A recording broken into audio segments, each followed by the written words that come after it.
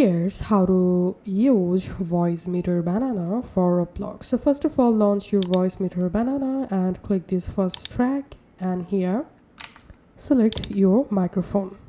And now click on this A1 and select your speaker.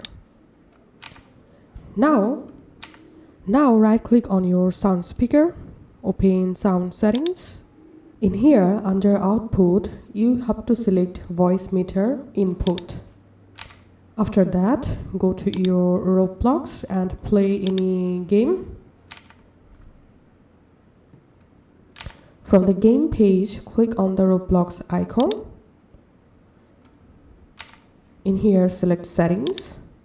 Under output device, you have to select Voicemeeter input.